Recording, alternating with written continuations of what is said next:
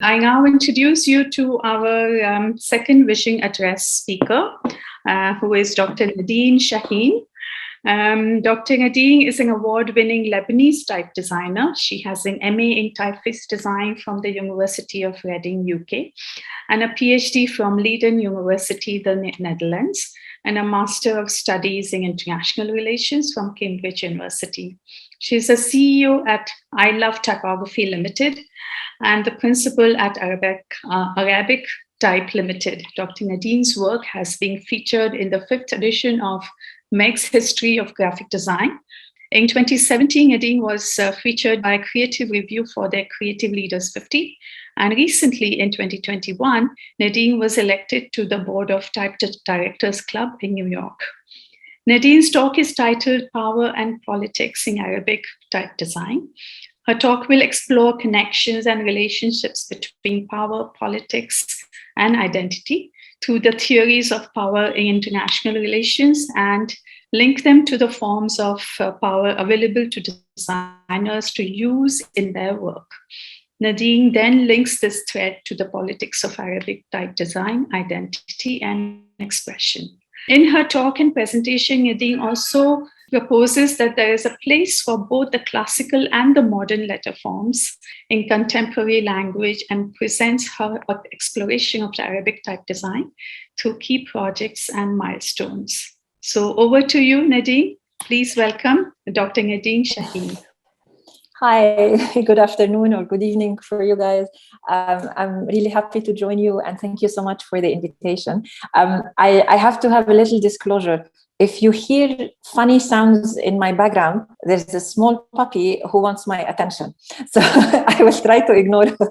But yeah, hopefully she will go to sleep. She's trying to sleep on the couch now. So anyways, yeah, I might bring her over at the end just for you guys to see. Anyways, so yeah, super excited to talk to you today.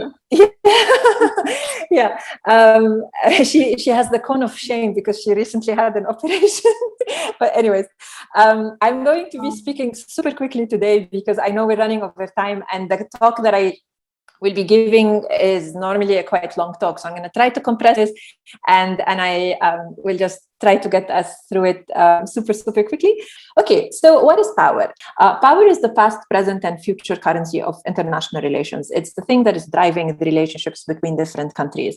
I will explain a little bit later why we're spending so much time talking about politics, but this is coming from my research that I did at Cambridge into structures of power, particularly in the Middle East, but part of the research was just power in itself. So what is power? The most recognized definition of power in international relations theory is by Robert Dahl, that says that A has power over B to the extent that he can get B to do something that B would not otherwise do. That is power. In my own research, I made a slight adaptation of this definition to say that power is the ability of actor A to influence the actions, the preferences, and in some cases, the identity of actor B. So it's not just the actions, it's also the preferences and potentially the identity as well. And we'll see why in a little bit. The research that I did that I'm also quite interested in relating to design is looking at the different forms of power. So how does power manifest itself? And I defined 3 different types or forms of power. So one of them is resources. Resources can be tangible or intangible. One example of resources is hard power. Hard power is basically military and economic power. Basically, your ability to invade another country, your ability to defend yourself from an invasion. So this is a really hard power. We're talking about military, defense, and offensive capabilities, and the economy that is able to pay for them. Another example of resources is soft power.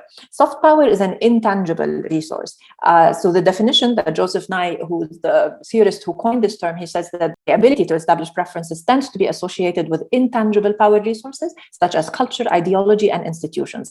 This dimension can be thought of as soft power in contrast to the hard command power, usually associated with tangible resources like military and economic strength. So when we think of like soft power, one example would be, like in case of India, Bollywood. Hollywood, right? Because everyone loves the the movies and the culture coming out of it. It's the same with Hollywood in the US. These are intangible resources that sort of share the culture of a country with an overall wider audience that sort of draws them into that and attracts them. Smart power is the combination of both hard power and soft power.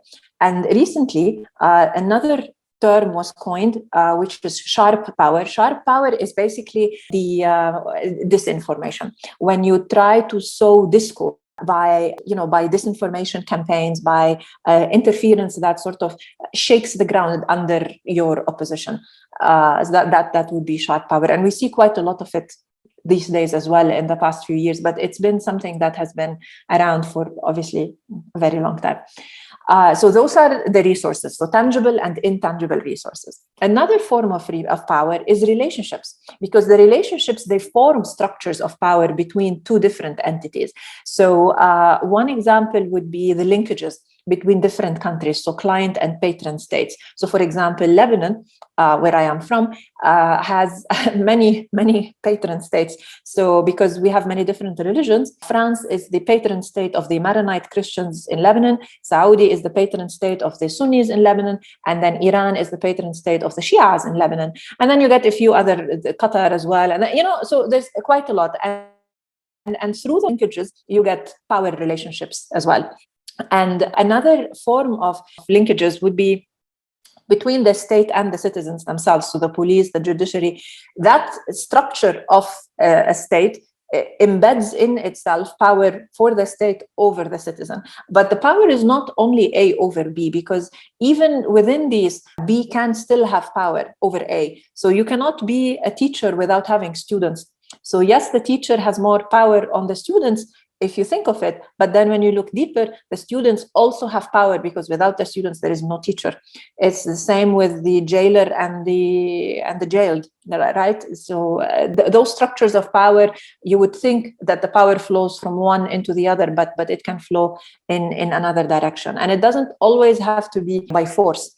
So those linkages could be, just by pulling in rather than by forcing someone to come in, that type of power is exercised. And then the last form of power that I'm going quickly, obviously, because I want to spend more time on the design part of the presentation. But the third form, other than the first two that we've seen, is ideas and systems of meanings. So an idea can be extremely powerful. I mean, we say this, but that is a form of power. When we look to the idea of freedom, when we look to the ideas of equality, for democracy, for these ideas they have power in and of themselves. So if you say, for example, I did this because I am fighting for freedom, the fact that you link your action to that idea of freedom that other people might agree with, that gives you power as well. Systems of meanings is again a form of power. So for example, the words that you use are also very important. Who gets to be an asylum seeker versus a refugee? Given everything that we see in politics these days, each of them has a different connotation, and not just a connotation, but also your rights by law. An asylum, you're not allowed to turn away an asylum seeker by law, Geneva Convention, right? But a refugee has slightly different connotations, again, by law. Who gets to be a migrant and who gets to be an expat? That is not necessarily defined by law. By law, they are the same, but generally, expat is someone coming from the Western world, and they're usually white. And then migrant is the people that in the West, they don't want to have come to them. So, and I'm speaking here, I'm sitting in Spain. Normally, I live in the UK, so I see these things firsthand. British tourists or British people who live in Spain are expats, but people escaping North Africa to come to Spain, those are migrants. So, but the moment you call someone by those words, you are exercising a form of power. Because it's a completely different type. When you say someone is a migrant, you're robbing them of their agency quite often. When you say someone is an expat, it's like you're giving them power in a sense, because they're allowed. It's almost they're allowed to be there. They're welcome, but migrants or not. So it's very important to notice the words that we use. Anyways, so those are like different types. Speaking of the meaning of events and why they're so important, so one author was discussing the Middle East in the 70s, and he was saying Arab leaders did not compete to increase their relative gains. as measured in terms of military or economic power, but they did compete to establish the meaning of events. And if you look at what is happening today, like if you look in the US, where some say COVID is a hoax, no, COVID is a disaster and people are dying, and so there's these competing narratives, even though the reality on the ground is the same. More like 600,000 people have died in the US. In India, I don't even know. I mean, it's a catastrophe, but there are people who come out and say that this is a hoax. And so there is a competing narrative of what is actually going on. Like the facts are the same, but the establishing the meaning of what is happening is different. And this is where people compete, and different political parties compete as well, and different ideologies. So it's very important to understand that form of power and how it can give credibility to what you are doing, or take it away from you just by assigning meaning to what you are doing. So which forms of power can visual communication utilize? So we as designers, we can appeal to symbols. When you use, for example, the clenched fist going up in protest, this is usually a symbol of protest of the unions of the workers. If you use religious symbols in your design, then you are appealing to what that religious symbol represents. If you are using, if you want to go dark way, if you are using, like Nazi symbolism, then very obviously, again, you're appealing to what that symbolism means and what the swastika represents in terms of ideology in the West when we are seeing it within that context. So that's symbolism. That's one form of power. When we use a specific symbol in our designs to appeal to what that symbol represents. Soft power, we already spoke about it in terms of movies, but design in and of itself is soft power, because you are representing your culture in a way that goes beyond the literal. When you design a poster or a book, there is the literal communication, but then there is the visual communication aspect of it, and that is representing your own culture in a way which is appealing and attractive to others. So that is soft power. Then there is narrative building. When we design posters or when we design books and we're trying to create a narrative of what is happening and what is going on. And so design is really capable of doing that when we do, infographics, for example, or, and there's many ways in which graphic design, visual communication can help with narrative building. Assigning meaning goes through the same way as well.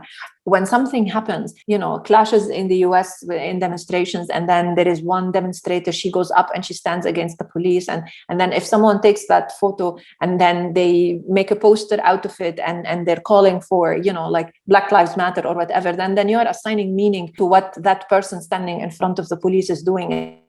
And then you're putting it in a much larger context. So the ability to assign meaning to what is going on, to link it to a bigger idea, that is something that graphic design and visual communication in general is really, really good at. And then the same for preserving memories. Obviously, you go into the libraries and then you see the ephemera from previous times, and so you almost are transported back in time. Design is really, really good at doing that. But in a way, design is also really good at identity forming, at creating an identity that people want to have. This is also part of the form as a third form of power, when you project ideas that and identity qualities that are attractive to others, that they want to become like you. And so design is also able to do that as well, really quite well. Literally, we do identity design, right? We call it that way. And often we do it for corporations, but we also do it for politicians, for campaigning, for NGOs, and what else, like Vic was speaking. So there's a quite strong aspect to how design can support in identity forming. So when do we start to talk about type, and where are all the pretty pictures? Now we can start.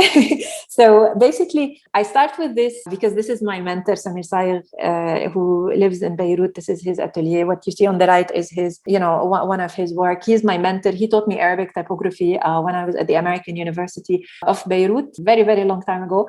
And he showed us the beauty of Arabic calligraphy and the heritage that we had and the variety of it. And that was in stark contrast to the poor state of Arabic fonts at the time. This was at the end of the 90s, quite a long time ago, and the fonts were really quite poor in quality, very little variation of design and no expression. And it felt really like we had no words there, because in the end, when you are designing and you want to express yourself, when you don't have the right typeface that can visually embody the message that you want to give, then it's almost like the words are not there.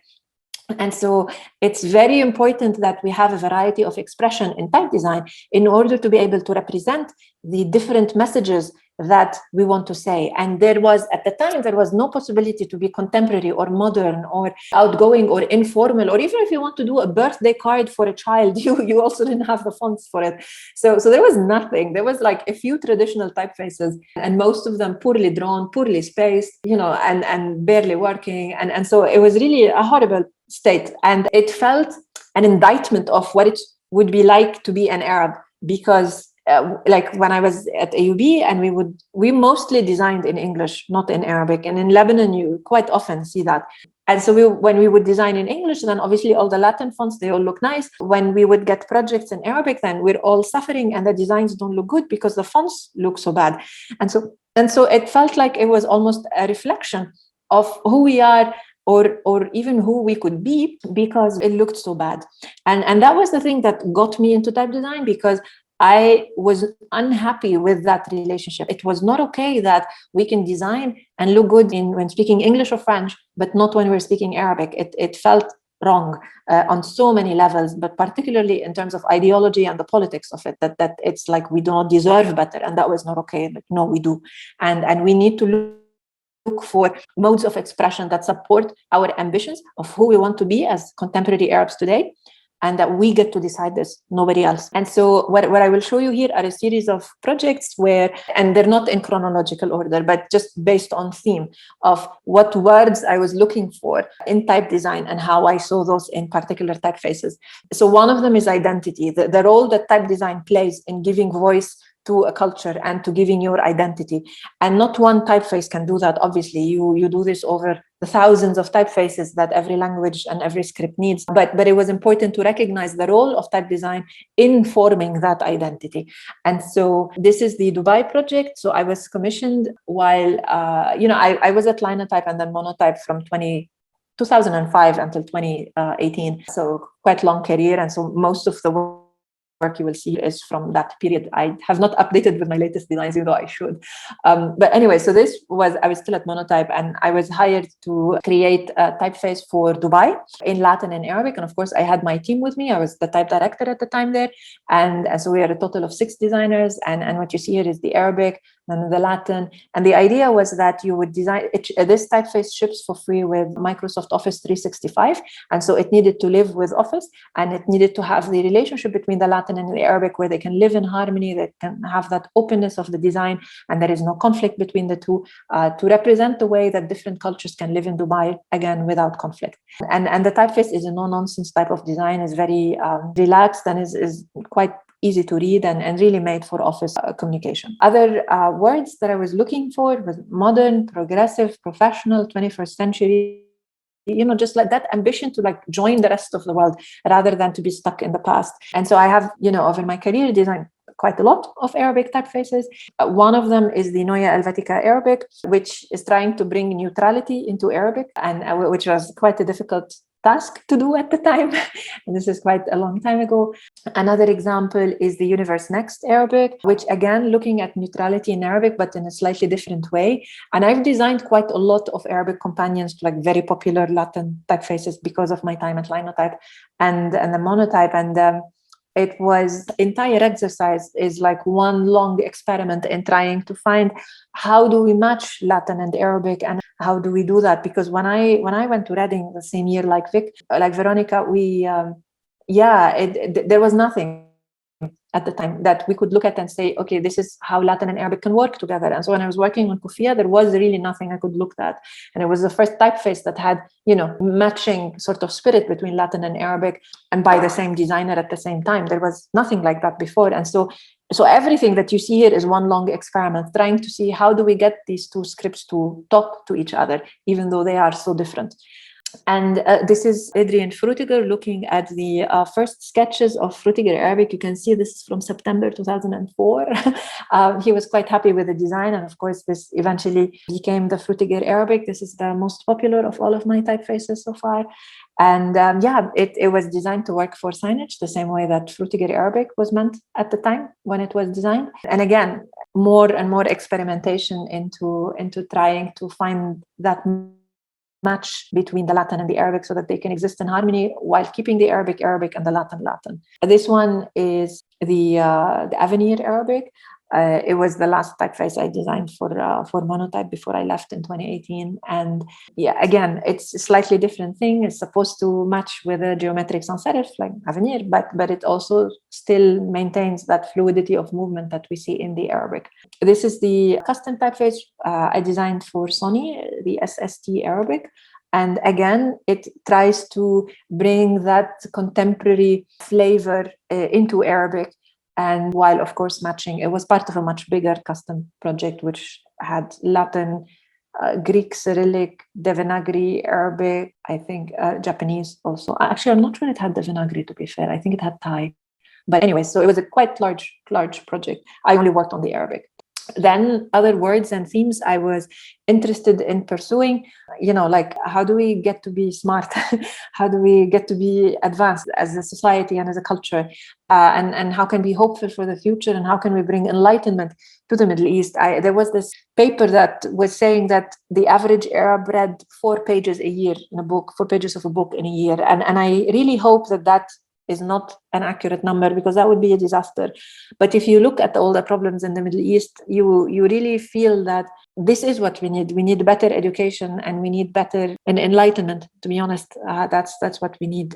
Things are improving on an educational level, but not enough, and not enough girls are going to school, and still there's a lag of literacy between males and females, and and even when they go to school, is not necessarily that they're going to university after. So not to say that it's such a big problem, but I think there's also a problem between measuring literacy and measuring the willingness to read and be, engaged on that level. So and we really need more of that. So what I did, this is my PhD project. I wanted to see if someone came to me and said, what would you recommend for a legible Arabic typeface? I would only be able to give them my subjective opinion, but I wanted to be able to give an objective opinion of like scientifically measured.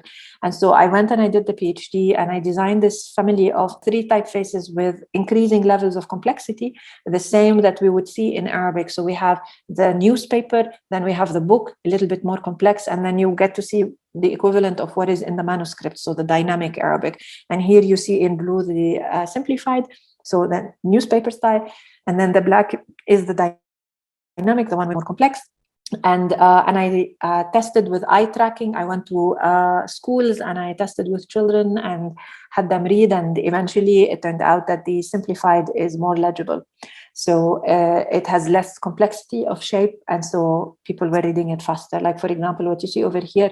So this character is this one, this here is the one right after, and then this little thing becomes this little big thing. And in the previous one, again, this shape is this shape, this tooth becomes the bump, and then this circular shape becomes the blob over here. So you can see there's quite a lot of change in form when Arabic becomes dynamic. And this is the original form of Arabic, right? This is referencing the handwritten versions of classical Nasr, which look like this. So it turns out that the simplified is more legible, but through this process, through designing the black version, not the black version, what you see in black, which is the dynamic version, I sort of fell in love with the beauty and the elegance of it. And at that time, I only liked the typefaces that I had shown before, the very clean, very contemporary looking, no modulation, quite geometric. But with this one, I learned to love that pen movement and that elegance of form, and I recognize that, yes, even though one is more legible, but we will have opportunities where we don't need to worry about reading speed. We can worry about the beauty of it. There will be times when it's more important to look at the beauty than to look at legibility, and there is a place for all of these different cases. And so I am highly skeptical when someone says this is the only form you need for Arabic, and this is the only authentic version of Arabic, or this is the only way that Arabic can be. No, there is a place for many different interpretations of Arabic, and we welcome that variety. And so it's important to recognize that type fulfills many different functions, not one. And because of that, we can have many different varieties of expression and of design and interpretation. So we need to leave space for all of those. Yeah, and so this is a mural that I did for the Victoria State Library in Melbourne. It says Hiya al-Hayat, and it's with the signature here that a typeface cannot be divorced from the environment it lives in, which really encapsulates my entire design thinking, which is that when we're designing a typeface, this is an ingredient that needs to be used by someone. And in that usage, that typeface comes to life. And so that typeface cannot be divorced from where it will live. It is part of it, you know? And so the best design is the one that is conscious of what goes around it and is reacting to it, so that there is a conversation between the design and the space where the design will come to life. You know, that conversation is happening and is ongoing. And this is what brings richness to type design and typography, when you're really aware of what is needed and what people want to say. Because if we go back and we say type is what's giving voice to words, and we don't have words because we don't have the right typeface, then if you turn that on itself, you cannot have the right typeface without not knowing what words need to be said. And so by listening to that environment, then you are able to recognize what it is that people want to say. And then you design for that. And sometimes you design for what you want to say, as you will see in a few slides. But basically, it's important to look outside the window, you know, to look at life as a source of inspiration rather than specimen books or, you know, and there are type designers who prefer to take a different view, and I respect that. But for me, and so this is a very personal view of design, that design, you cannot sit in a room and not look outside. You need to look outside the window and see what happens on the street. Yeah, so other words that I was looking at. So freedom, security, our rights, our future. This is a project. So this is simplified in contrast to what I was just showing you. So this is the most simplified version of Arabic that you can get in terms of structures. And this is for newspapers. And this was actually commissioned for the largest newspaper in Lebanon, An-Nahar. In 2005, the chief editor was assassinated, and his daughter ran for his seat of parliament and took over control of the newspaper. And she commissioned a redesign of the newspaper with Mario Garcia. And he came to me and he said, Nadine, do you want to design a headline typeface for An-Nahar? I was like, yes, of course. I grew up reading this newspaper. My dad used to write for them. And so I designed this. I went to Beirut. I was living in Germany at the time. I went to Beirut, and with just this one sentence, Ya Jabal ma yahzak rih, which is a Lebanese saying about the mountain that will not be shaken by the wind, because I wanted to design a typeface that shows that the press will not be intimidated by political assassination. And so when you look at the typeface, it has a very controlled movement. In this, I am strongly influenced by the work of our teacher, we've just heard about Gerald Unger, because he was really quite just skillful at controlling tension and curves inside the shape. And so it was something that I was conscious about when I was drawing this, because I needed a typeface that would have this sort of power and impact when you print a headline on the newspaper. And so this typeface has the type of forms. You still see the effect of the movement of the pen, but they are under control and with a lot of tension. And because there is tension and there is boldness in the design, when you print the headline is strong and gives a very powerful impact, which is what was necessary. And so the client, the daughter of Joubran Twaini, the assassinated chief editor, she called the typeface Joubran 2005. So after her father's name and the year he was assassinated. And she kept saying during the launch of the new design that this typeface is a new voice of An-Nahar.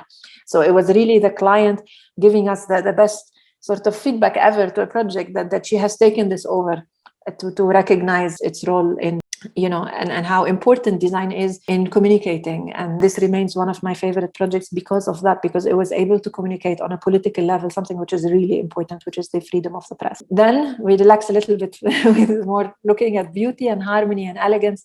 Okay, now the puppy is complaining.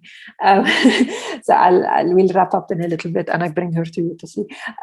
Basically, yeah, so I used to work with Herman Zapp. Over a period of 10 years, we did 3 typefaces together. And this is at his home in Darmstadt. This is looking at Palatino Sans sketches. And it was wonderful to work with him, an absolute privilege. And we designed these typefaces. And over the time, I learned how to draw like him, because I was designing typefaces that would sit with his typefaces.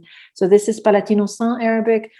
We won awards for two of the 3 basically typefaces that we've designed together. And so this is the Palatino San. It has that sort of softness that makes it really nice for children's books and stories. Then this is Zapfino Arabic, which is quite complex because I had to invent a calligraphic style that didn't exist, that would look as if Herman Zapp had written it, even though he did not write it. But it's also not by paper. It's actually a typeface, so it's digital. So it's a bit crazy. It's a hybrid between two styles, naskh and nastaliq. We take the slang of the nastaliq, but we take the words structure and formation of naskh, and sort of to try to come up with this hybrid that would remind of Zapfino, but is Arabic. And so this is what it looks like. Another set of words I was looking at is reading and calmness and the comfort of like when you're sitting and reading a book in a chair and in a comfy chair. And I wanted to design a typeface that is meant for reading on screen. The idea is to basically design a typeface that is comfortable to read on screen. And so you have that calmness of feeling when you don't have too many hectic things going on and you just sit and you read. And that is something which is very pleasurable.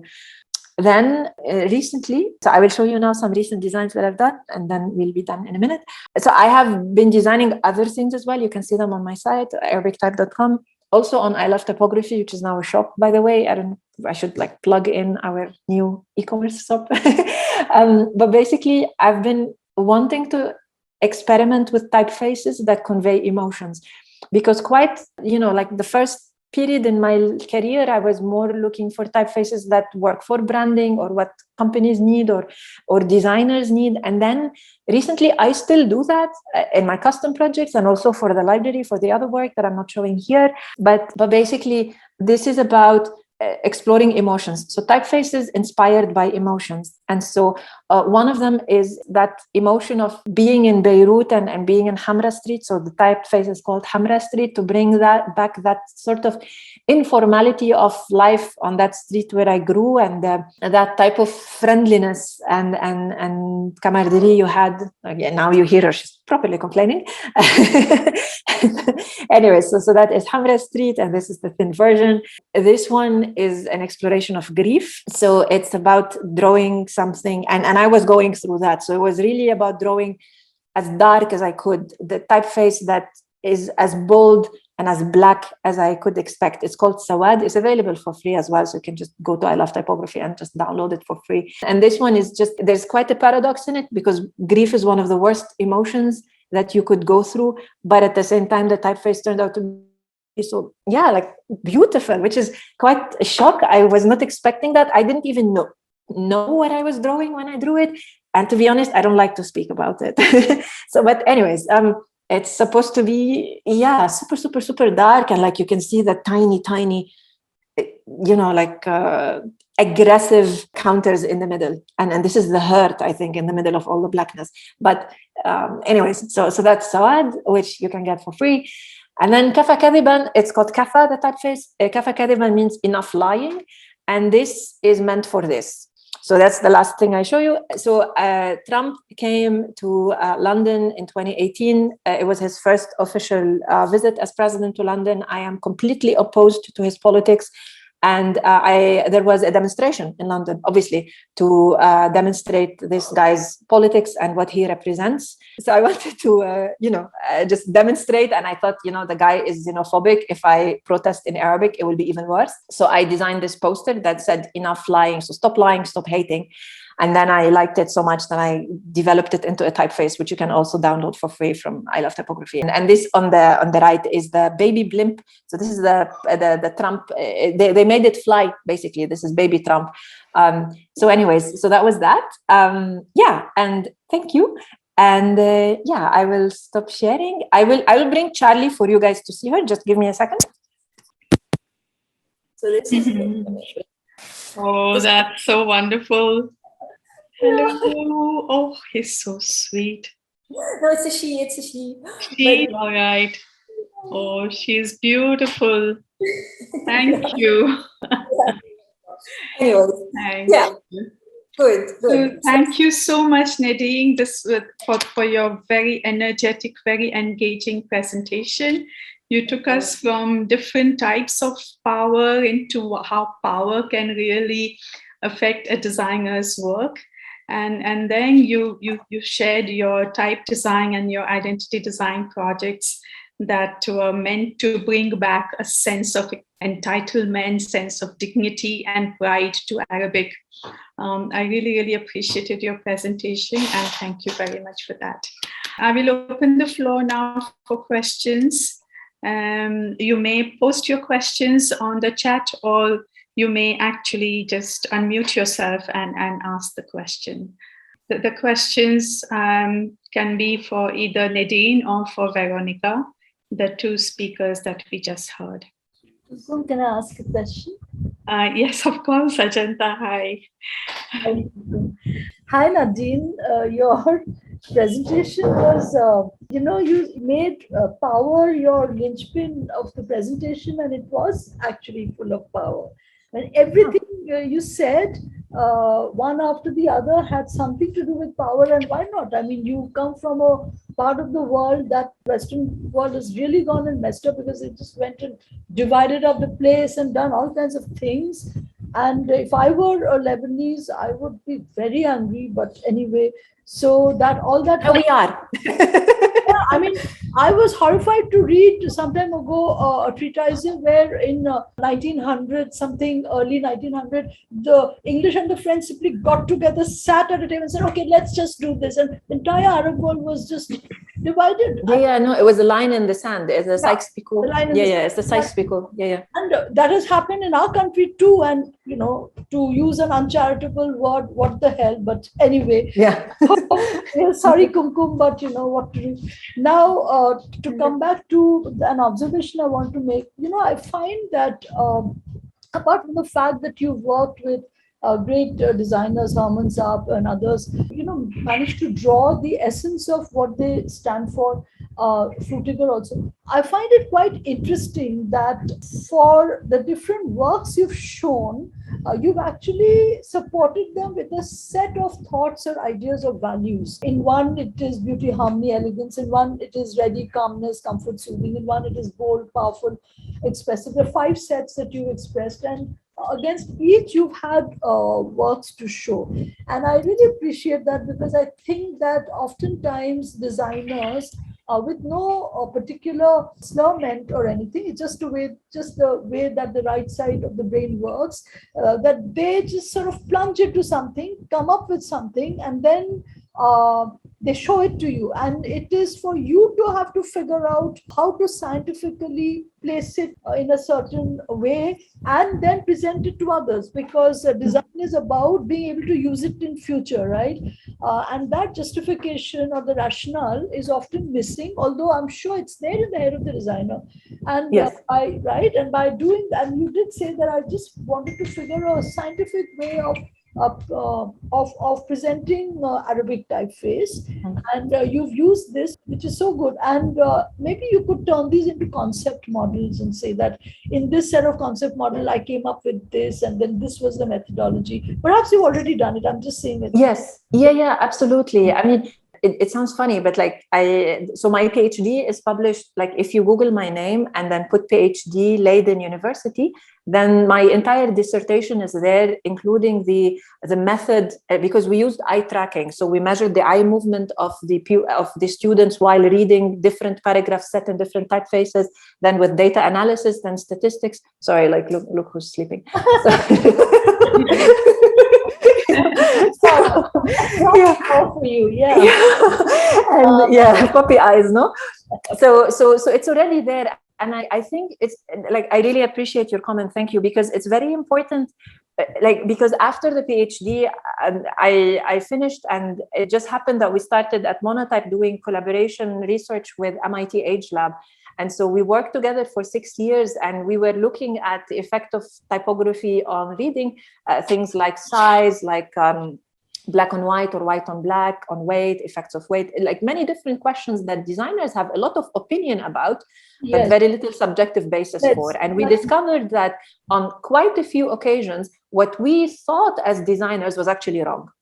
And, the effect of size or effect of leading, there's quite a few of these things. And so I think it's important that, the science is there.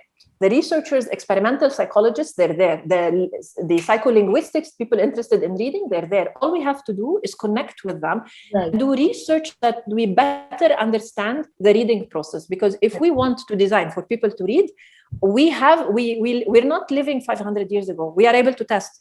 So let's do more of this and have these joint collaborations, because you often find the flaw in reading research that their understanding of design is missing.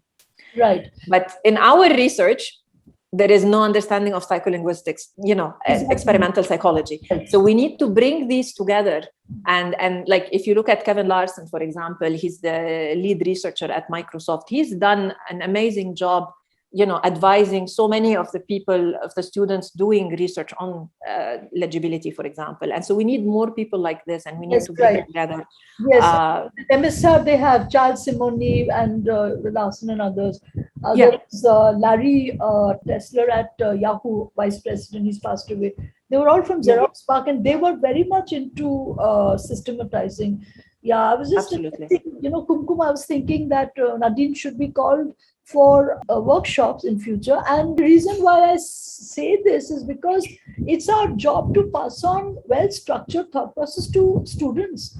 Absolutely. Because we are just saying, up is great, or so and so is great. And they have these questions, and they're afraid to ask. They're like, who the hell am I to question Fruity Girl? But the guy doesn't understand why. And then we have to be, say why. Yeah. Of course. So yes. Thank you.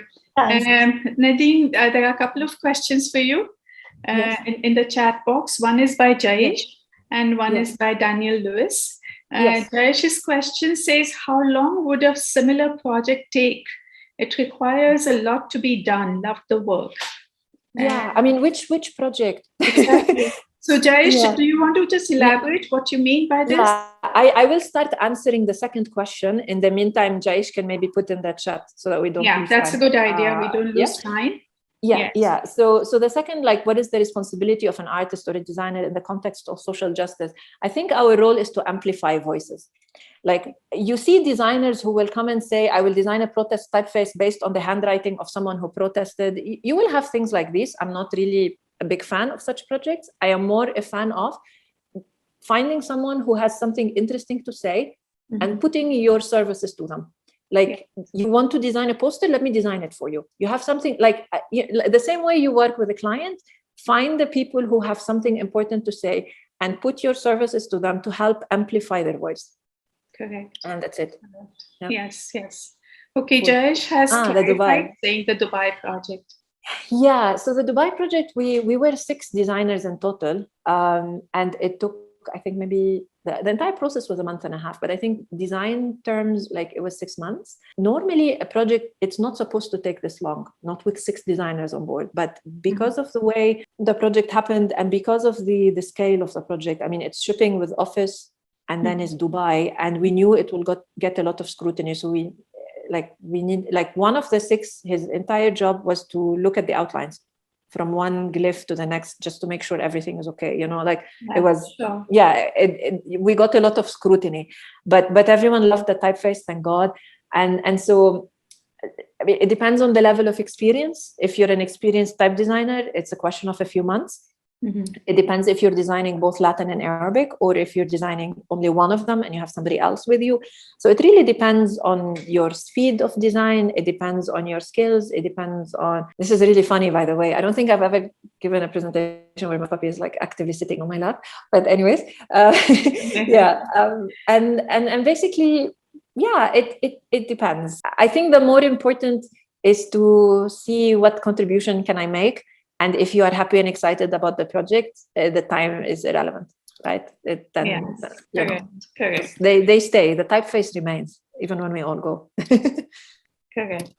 We could ask Veronica how she chooses. Veronica, how you choose your, which community to work with, because you're using a lot of your time pro bono, and how do you decide who to work with? Right, Kumkum, that's always you want you right. How do you actually prioritize, because you have your work commitments, and then you are extending yourself to other communities, and that they'll truly benefit and not make use of you. Really, it's tricky. It's tricky. I mean, I'm in a way lucky that I now with Type Together do actually have a reasonably good team of people. So it's not just me and Jose doing everything like we did for a long time. And so I kind of split my time, although I'm horribly at managing my time, actually. Yeah. So it depends a little bit on urgencies, let's say. So this talk, for example, I was asked 3 weeks ago, and I thought, okay, this is. I thought it was important, so I said, okay, I'll put something together. And with alphabets or with Granton, well, especially with Granton now, we are a bit delayed in preparing the competition, but I try to put efforts there where it's needed, where I feel at the moment also most compelled to help, or where I can participate. And with our projects at Type Together, a lot of the multi-script projects are in collaboration with other people, right? I mean, we could never ever do this ourselves, and of course, because these are scripts that I don't read, I don't understand properly without having, without going really, really deeply into it, then that helps in spreading the amount of work, of course. I mean, however, that means that I kind of turned into a manager more, a kind of an arts director, and coordinating things, giving feedback, and all of that. But I don't know. It's my life. I mean, it's all these. I don't see it as work that is, sure, of course, sometimes I would love to perhaps be more in the garden, but it's not work that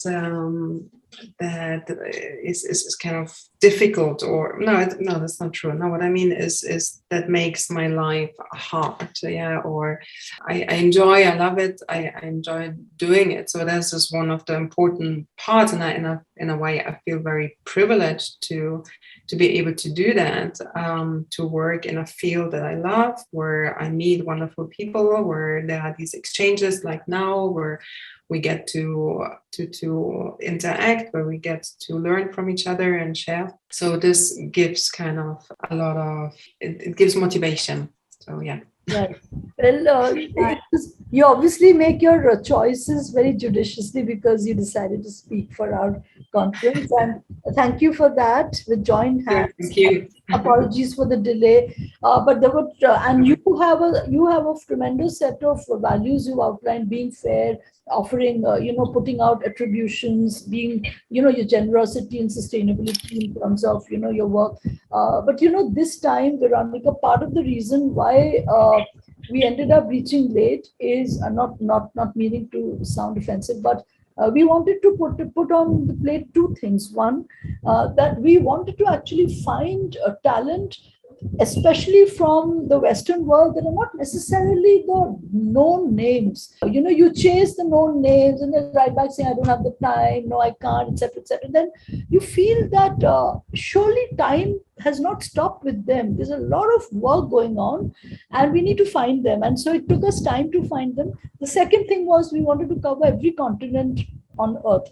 And so Africa, South America, Australia, and we wanted to also bring in the global decade of indigenous languages. So we had these challenges. We feel that, and we didn't have a lot of help in terms of mind. Of course, I did not mean to offend you or something. I really did not mean at all. I know how it goes. I mean, I know how now. I organized conference myself, so I know exactly. So sorry, I really did not mean that intonation. So I appreciate definitely. I know that it's hard to also find speakers. I have a question. I have a question for. Can both come in for workshops? Certainly. I have a comment and a question for Veronica. So Veronica, in your presentation, we saw that you would actually involve students in using your typefaces. They would create some work. They would actually, use your typeface probably in ways that you hadn't imagined And so perhaps on one hand you were using that platform as a promotion, but were you also using that platform as a way to see how more can this typeface be extended? Like how many more extensions can happen to this one typeface? How else can it be used? Did that ever come across to any of the students' work? Not directly, although it's interesting to see how students actually work with your typeface. And I had that experience perhaps in not with students, but with a designer, with Czech designer I later met, who used one of our typefaces in a way that I was just, what? You can do that? You can actually manage, and he made it really work so well in a situation that was not meant for it. That was really interesting. But with the students, it's I mean, particularly that one kind of workshop we participated with it was a French school. That was interesting to see, because the students, they were given a photograph or a choice of photographs and a choice of typefaces, and to then develop a project out of it. And that was interesting just to see what kind of combinations, and also for what kind of company or concept they were using the faces. So that was interesting, but I could not see, I could not say right now that we, based on that, then developed anything further. But perhaps that's a good point what we did do a few times now is to work with designers. We've done it with one project, Protipo, it's a typeface for infographics. And so we produced beta fonts and worked with a few designers who are particularly working in the infographics and the signage sector. And they gave us really valuable feedback. So we do, this is that one attempt, like Nadine was saying, type does not live in a vacuum, right? You really have to talk with people, you have to understand what's going on, where the need is, because otherwise, you create some beautiful shapes and then that's that. Yeah, it has no value in a way, in a kind of broader sense. So that we do every now and again. Yeah. Thank you. Okay, if there are no more questions, then I will close this session. Thank you, Nadine, and thank you, Veronica. Thank you very much. Over to you, Kunal. Yes, ma'am. Thank you. So on the behalf of Typo Day, I'll just really want to thank both of our speaker, Veronica, Varun, and Nadine. And even I want to thank the Nadine's puppy just to make us smile, maybe. Yeah. And this was a really helpful session for those who are really beginner to this particular faculty. Yeah. So I guess it will be a really helpful session for all people. And also I would like to thank our chairman to continue this session throughout the session. Yeah. Kumkum man. Yeah. So we'll just end this session over here.